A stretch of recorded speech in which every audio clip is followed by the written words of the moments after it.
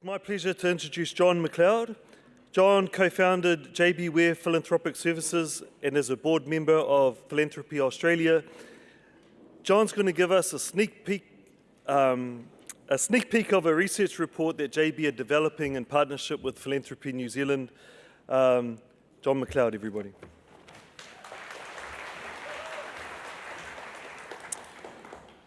Thank you very much. Kia ora koutou.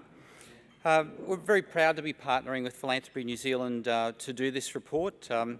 We did a report a couple of years ago called the Cause Report that a few of you may have seen about the whole not-for-profit sector and the big trends there, broke it up all into subsectors, and it looked at overall costs and where the income was for the charity sector.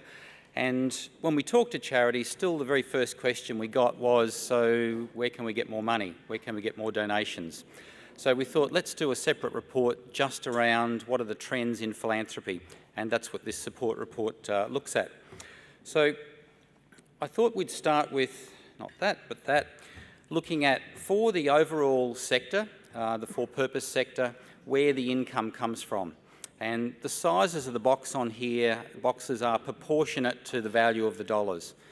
Now, I've perhaps cheekily thrown in the value of volunteering because I think it's an extremely important part of the charity model, and most of my talk is going to be about the dollars, but we wanted to talk about that as well. So this shows the overall mix. The blue part there, I guess, is private support as distinct to both government support and where you charge non-government clients for goods and services. So you can see the value of that private support is very significant. And it's slightly higher in New Zealand than it is in other places. So you do very well with that level of private support. And you can see the relative size of volunteering there as well. The one comment I'd make on this one, though, is I'm a firm believer in the fact that the philanthropic dollar is different to the other dollars. For the other dollars, you've got a service or a good to provide, and you've got to do that. Often the margins aren't great, but the philanthropic dollar is there to allow you to be innovative, to take risks. It's been talked about through the conference, even to fail. So it's a more valuable dollar than the others in our view. A couple of observations about the sector. It's very concentrated. So in life, the 80-20 rule is pretty much what we all live by. 80% of the stuff sits with 20% of the people. It's even more concentrated in the not-for-profit sector. So whether we look at assets, income or donations, the blue bit in all of these pies represents the top 10% of organisations. The next 10% is orange, and the other 80% are those other little slivers that you can see there. So when it comes to assets, it's the 85-15 rule. When it comes to income, it's the 89-11. When it comes to philanthropy and donations, the top 10% of organisations very much dominated. It's the 91-9 rule. Now, flip that around the other way, and it says that 91% of the organisations in the sector fight over the last 9% of donations. So it's pretty tough going as a small charity if you're not in that 10%. Name recognition is very, very important. And so with the number of charities over here, 26,000 of them, 91% of those are fighting over 9% of the dollars. So it's a pretty tough game for a lot of them.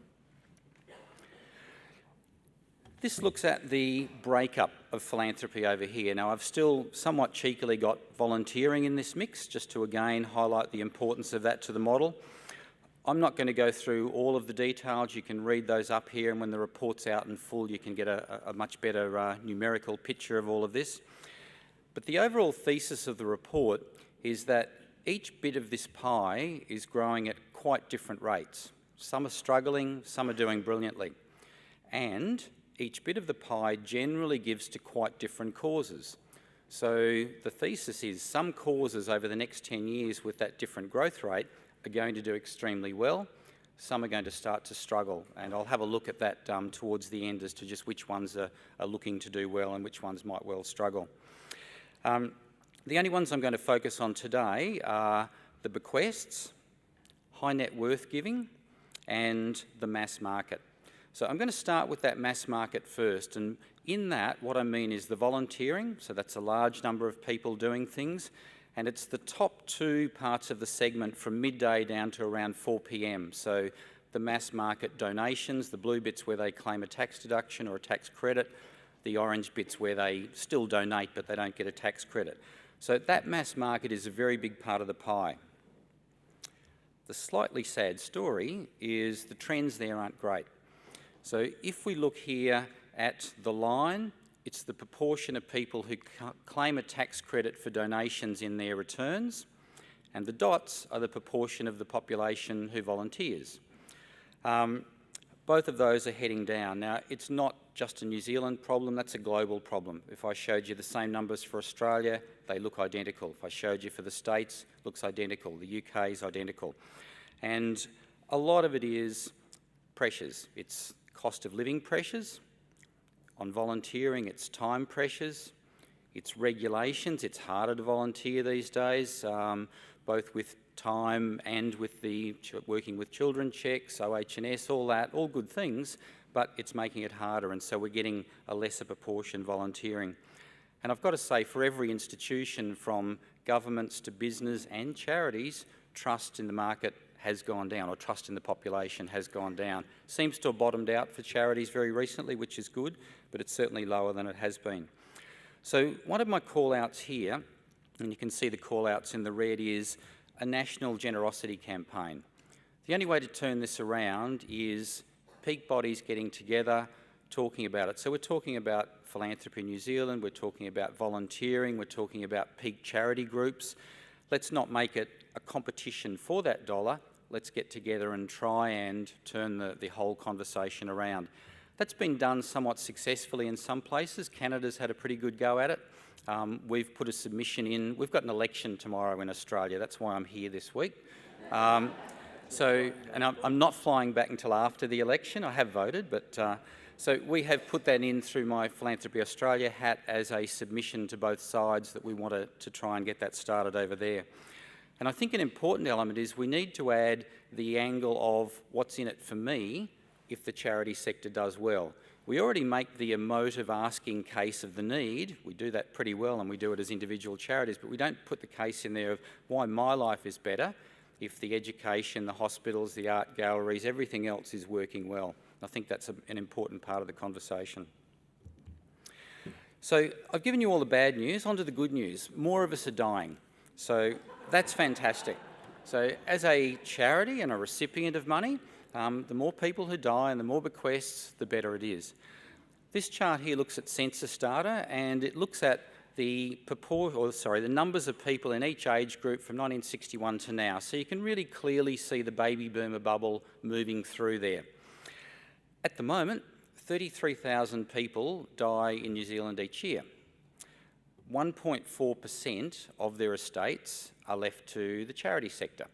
So there's a big proportion that isn't. That's actually not a bad percentage. It's a lower number in Australia. Over here, it's worth around 200 million per year. Over the next decade, 150 billion is going to transfer between generations, if you look at the number of likely deaths and what asset values are worth. So there's a really big opportunity, even if that percentage stays the same, of a lot of money still to go through to the sector. But what if we could raise that percentage? About a year ago, again in Australia, we put a submission into Treasury to try and bring in the living bequest situation that they have in the States, where I can enter into a contract with a charity now to give them my house, my shares, whatever, when I die. Nothing happens until I die, but over there the IRS gives you a tax deduction for a calculated amount. They're not that generous, depends how old you are and things like that, but it's an incentive for people to enter into bequest agreements, and it's raised the bequest number. So with that big intergenerational wealth transfer we're about to go through, that would be fantastic. Thank you. The next one is high net wealth. So the lines on here just represent, and you can look at the scales on there, but represent the number of people at different income brackets. Just look at the lines going up. So there's a lot more wealthy people around. The little table on the right looks at the number of people in different asset values, and again, big numbers there. We've done this exercise in Australia and looked at the potential for new family charitable trusts to be established, and while we've had a pretty good record of that of late, We've got 1,700 of this relatively new format of these things, private ancillary funds. That number should be 30,000. So there's a huge multiplier potential for high net wealth giving to go, and we've got their tax and structures help. The interesting one's that friendly competition. And just to talk about that, what we did 3 years ago, the main business paper that we have over there wanted to do a rich list for philanthropy. So I've put that list together, and in the last 3 years we've seen a dramatic change when there's a list. Before there's a list, nobody wants to talk about their philanthropy. It's all pretty silent and it's under the radar. Once there's a list, things changed. You've got a lot more people talking about it. We've seen the numbers go up dramatically and new people coming on. So there's been a huge change, and I think that's a dramatic positive. People are actually wanting to speak about it. So the very final one from me, looking at where the growth rates are, the big change you've seen over the last decade here is that thick red line on the left-hand scale. Giving to religious charities, basic religious charities, has declined dramatically. The big increase has been welfare organisations. So social services, community development have grown quite strongly. The arts sector's done reasonably well, and we've put environment down there, has been pretty flat. Environment's, I think, the sleeper cause that's around, and later in the day, if anyone wants to chat about that, I can even make the case that in the future, environment perhaps is the new religion and starts to replace that for many. Universities are the other area that's growing elsewhere. They've been fairly flat here, but we are starting to see some big changes going through. I'm going to stop talking there, and thank you. Great, thank you very much.